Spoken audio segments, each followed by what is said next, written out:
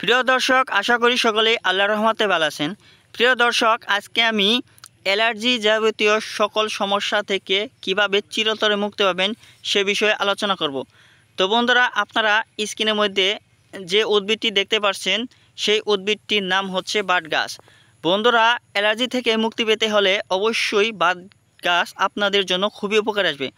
বন্ধুরা, আপনারা অ্যালার্জি থেকে চিরতরে মুক্তি পেতে হলে যে নিয়মটি ব্যবহার করতে বলবো সেই নিয়মটি আপনারা অনুসরণ করবেন। বন্ধুরা, নিয়মটি হচ্ছে, আপনারা অ্যালার্জি থেকে মুক্তি পাওয়ার জন্য আপনারা সর্বপ্রথম এই গাছটি সংগ্রহ করে নেবেন। যেখান থেকে পারেন গ্রামগঞ্জের রাস্তার আশেপাশে বা আনাচে কানাচে বা যেখানে সবজি বা ফসল চাষ করা হয় না সেখানেই কিন্তু এই গাছটি জন্মে থাকে।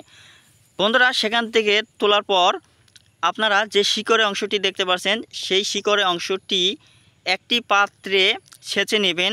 ছেঁচে নেওয়ার পর বন্ধুরা, যে রসগুলো হবে সেই রসগুলো আপনারা আগুন জ্বালিয়ে তারপর হালকা গরম করে নেবেন। হালকা গরম করে নেওয়ার পর বন্ধুরা, সেখানে এক চিমটি কালো জিরে দেবেন। তারপর 1 চা চামচ মধু মিশিয়ে এই বাট গাছের রসের সাথে 3টি জিনিস একত্র করার পর বন্ধুরা, আপনারা সকালবেলা খালি পেটে খেয়ে নিন। বন্ধুরা, এরকমভাবে যদি আপনারা একটানা 1 মাস খেতে পারেন, সেবন করতে পারেন, ইনশাল্লাহ আপনাদের অ্যালার্জি চিরতরে বিদায় নেবে। বন্ধুরা, এই ভিডিওটি থেকে যদি আপনারা সামান্যতম উপকার পেয়ে থাকেন তাহলে আমাদের এই চ্যানেলটিকে সাবস্ক্রাইব করে আমাদের পাশে থাকুন। বন্ধুরা, আমি আবার নিয়মটি বলে দিচ্ছি।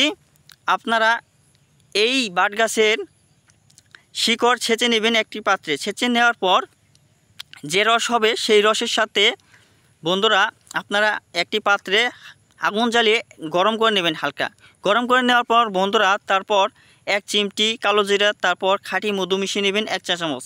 3টি জিনিস একত্রে মিশানোর পর বন্ধুরা, আপনারা খালি পেটে খেয়ে নিন। এরকমভাবে বন্ধুরা 1 মাস সেবন করতে হবে, তাহলে ইনশাআল্লাহ আপনাদের রোগ অ্যালার্জি চিরতরে বিদায় নেবে। ধন্যবাদ আপনাদেরকে।